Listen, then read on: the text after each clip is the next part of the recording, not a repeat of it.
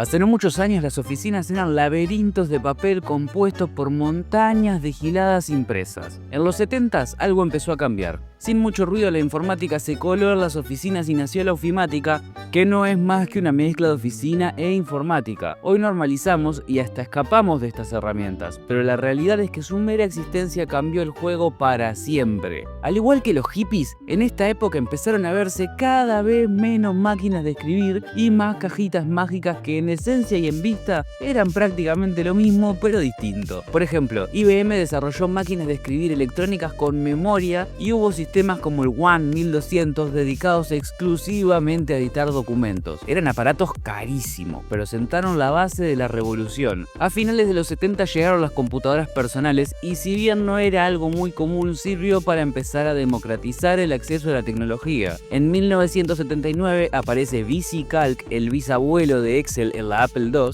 e imagínate cómo estaba la gilada que pasó de tener que hacer cuentas a mano o en calculadoras enormes a tener una tabla electrónica que recalcula todo al instante. VisiCalc fue la primer killer app de la historia. Tanta gente compró la Apple II solo para usar VisiCalc que transformó la percepción popular de las computadoras de una cosa para frikis de nicho a una herramienta seria de negocios. Al mismo tiempo, la escritura también se empezó a digitalizar. Aparecieron procesadores de texto como WordStar en 1978 y luego WordPerfect a principios de los 80, que lo nombro en mi video sobre el PDF que te dejo acá arriba. Y bueno, estos programas permitían editar texto en pantalla, guardar, corregir y luego imprimir. En entornos corporativos, WordPerfect en DOS se volvió el rey, desplazando a WordStar con funciones avanzadas como macros y el famoso revelar código que hasta tuvo fans. Posta, en esa época había gente revolada que se dedicaba exclusivamente al formateo de páginas, es decir, dónde va la sangría, los saltos de línea, los márgenes, bla bla bla. Y bueno muchachos, se me dio. Los amigos de Abacus me soltaron una cuenta de chat LLM, así que hoy les cuento cómo con un solo asistente de IA pueden optimizar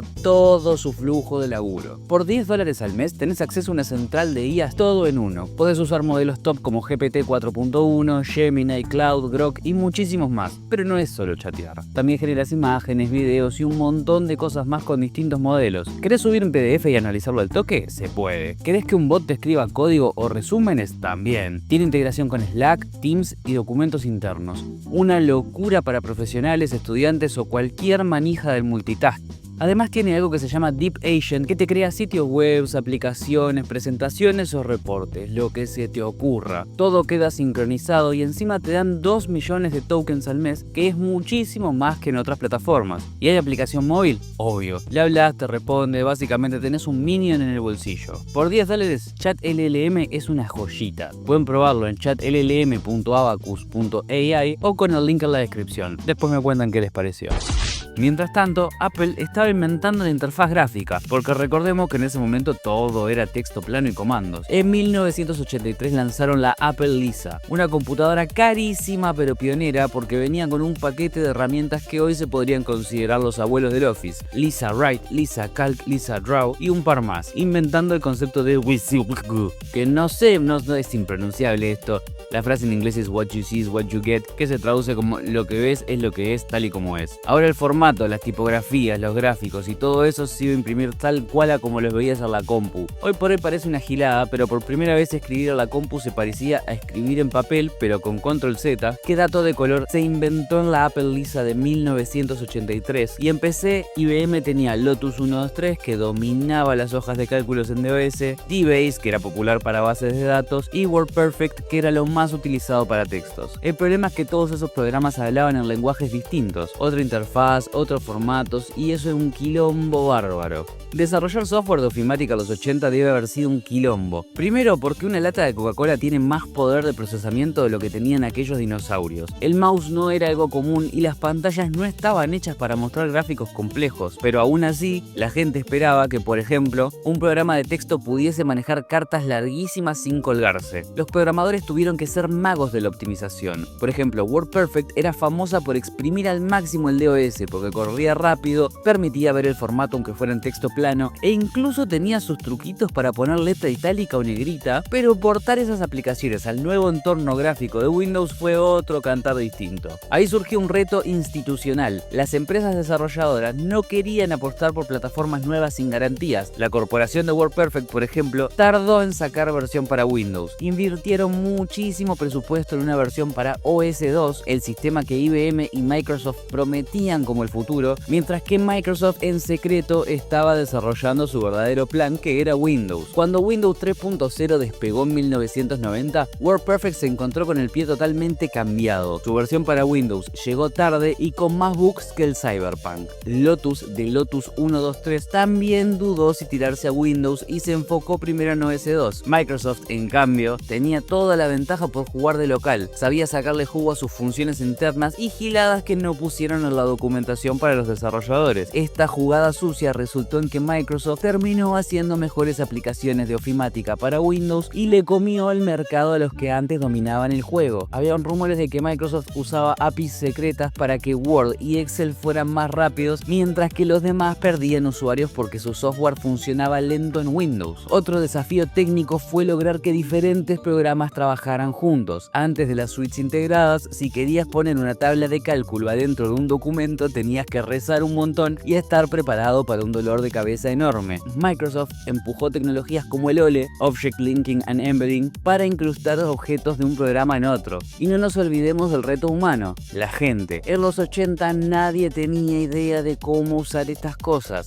Imagínate secretarias y contadores acostumbrados a hacerlo todo a mano y de repente les clavan un PC en la cara. Había resistencia y pánico. Nadie quería tocar mal un botón y arruinar un documento. Las empresas tuvieron que invertir en capacitación y contarle a sus empleados de las maravillas del Control Z. Hoy decimos saber Office como quien sabe leer y escribir, pero en 1985 era terreno de especialistas. De hecho, hasta hace no mucho la gente ponía manejo de Office en su currículum como una habilidad distintiva. A fines de los 80 Microsoft decidió jugar todas sus fichas a la ofimática integrada, porque ya tenían todas las piezas. Word existía desde 1983, Excel había nacido en 1985 y como le faltaba un programa de presentaciones compraron PowerPoint en 1987, que inicialmente era un software para Mac llamado Presenter. En 1998 Billy Puertas anunció en la Comdex de Las Vegas el concepto de Microsoft Office y en 1990 la primera versión para Windows, que incluía Word 1.1, Excel 2.0 y PowerPoint 2.0 en un solo combo. Al principio Office era una chotada de marketing, porque solo querían vender los tres programas en un paquete juntos en lugar de vender uno por uno un poco más caro. Pero resultó ser justo lo que el mercado quería, porque Office dominó el mundo debido a varios factores. Primero, Windows explotó en popularidad. Después de 1990 se convirtió rápidamente en el sistema operativo dominante a las PCs y, como te conté hace un rato, tenían una ventaja medio sucia para desarrollar las mejores aplicaciones en su propio sistema. La competencia se puso como loca. Lotus intentó armar su Smart Suite con Lotus 123, Masami Pro y otras herramientas que ni idea, y WordPerfect salió con Borland para armar Borland Office, pero esos esfuerzos llegaron tardísimo. Para cuando salieron al mercado, las empresas ya habían decidido que lo seguro era comprar Windows con el paquete Office, una combinación que ofrecía familiaridad y consistencia. También hubieron cositas como una estrategia comercial agresiva. Microsoft abusó del bundling, que era que casi todas las PCs de la época ya venían con Windows y Office preinstalados o con una oferta para conseguirlos muy baratos. Si eras el pibe de IT en los 90, sabías que era más fácil comprar el combo completo de Microsoft que tener que ponerte a renegar con un montón de proveedores. A finales de los 90, Microsoft Office dominaba la ofimática. Lotus había sido comprado por IBM en 1995, WordPerfect pasó de Novell a Corel y quedó relegado a nichos como despachos jurídicos y cosas así que ya no querían cambiar su formato. La guerra de las suites básicamente había terminado con Office como el vencedor absoluto. A inicios de los 2000, Office ya era el default mundial. Cualquier oferta de trabajo de oficina pedía manejo de Microsoft Office como requisito. Se volvió como el nuevo alfabetismo digital. De hecho, para 2013 se estimaba que menos del 6% de las empresas daban a algunos de sus empleados una alternativa distinta a Office en la computadora empresarial. O sea, un 94% de todo el mercado empresarial seguía casado con Office. Cuando hay un estándar tan dominante, los quilombos son inevitables. Uno de los capítulos más famosos fue la demanda de Lotus vs Borland en los 90. Lotus demandó a Borland porque su programa 4 Pro copió el menú de Lotus 123, es decir, las mismas opciones y atajos para que los usuarios se sintieran como en casa. Lotus argumentaba que esa estructura de menús era su propiedad intelectual. Borland decía que los menús como archivo, editar, ver o insertar son funcionales que no se deberían poder copyrightear, y así fueron y vinieron un montón de veces. En el 97, después de 7 añubis, la Corte de Apelaciones dio la razón a Borland y la Corte Suprema confirmó esa decisión por empate. Eso sirvió para que se entienda que la interfaz de usuario, al menos los menús y comandos, no son protegibles por copyright porque es un método de operación. Otra gran polémica fue la acusación de prácticas monopolísticas contra Microsoft. Esto tuvo un montón de aristas. Por un lado, el famoso juicio antimonopolio de Estados Unidos a fines de los 90, que se centró más en Windows e Internet Explorer, pero indirectamente Office estaba en el combo de ese poder monopólico. Y por otro lado, empresas competidoras denunciaban tácticas desleales. Por ejemplo, Nobel, que había comprado WordPerfect, demandó a Microsoft en 2004, alegando que en los 90 Microsoft los había engañado y perjudicado deliberadamente. Este lío terminó recién una década después y básicamente Microsoft salió impune. La corte determinó que WordPerfect perdió el mercado más por sus propios errores que por sabotaje. También hubo polémicas de estándares. A mediados de los 2000, Microsoft, presionado por gobiernos y la comunidad de software libre para que sus formatos fueran abiertos, llevó su formato Office Open XML, o sea, el famoso DocX, XLX, etc.,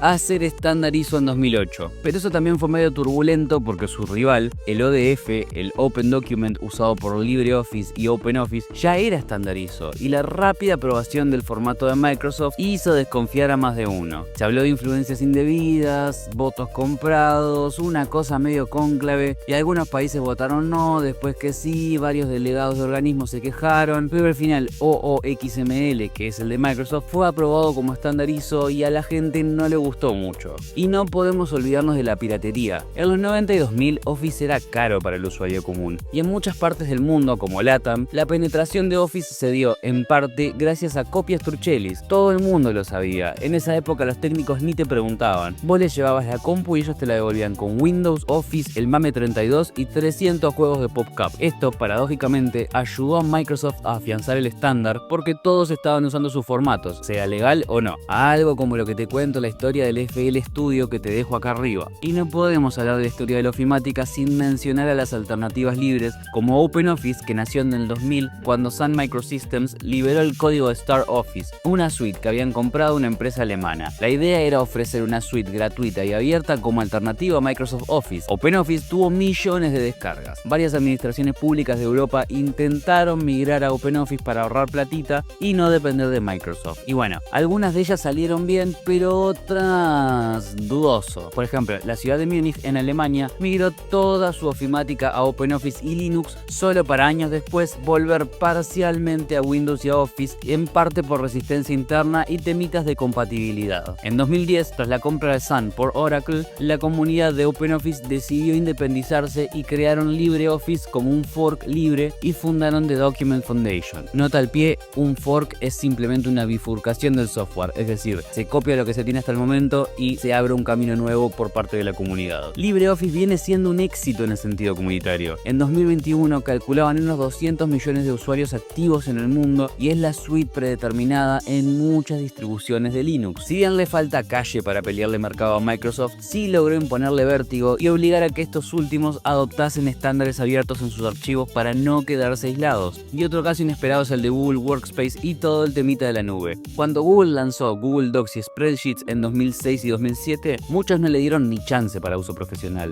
Un Word en el navegador, sin instalar nada, dudoso. Pero Google tenía claro el ángulo de ataque, que todos pudiesen editar el mismo documento al mismo tiempo. En vez de mandarnos 15 archivos tipo final, final2, final2-b2 que termine esta tortura.doc, ahora simplemente abríamos una pestañita y metíamos mano al mismo tiempo. Google Docs nació de la adquisición de Writely, un procesador web, en 2006 y desde el día 1 se promocionó como la forma eficiente de colaborar en documentos en tiempo real. Un ángulo que Microsoft no había pensado y les refuncionó. En el ámbito educativo y startups, Google Docs se volvió casi casi omnipresente. Microsoft tardó un poquito en reaccionar, pero eventualmente sacó Office Online y funciones de coautoría en Office 365 para no quedarse atrás. Actualmente Google dice tener 500 millones de usuarios activos, casi que haciéndole la pelea a Microsoft. Lo más curioso es que esta saga no tiene un final claro. Microsoft Office gana, sí, pero no por mucho y tiene que reinventarse constantemente frente a un montón de giladas. La nube, la IA, la cultura del open source, etcétera, etcétera. Las competencias, desde gigantes como Google hasta comunidades como LibreOffice, siguen ahí e incluso más activas que en los 90. La próxima vez que escribas una letra a la pantalla, pensate en todo el viaje que hemos pasado para llegar a algo que parece tan irrelevante. No tengo una moraleja o remate piola esta vez, solo me resulta curioso cuántas personas tuvieron que existir para llegar hasta este punto, y lo bueno es que la historia está lejos de terminar, y lo mejor es que de algún modo la estamos tecleando todos a la misma vez.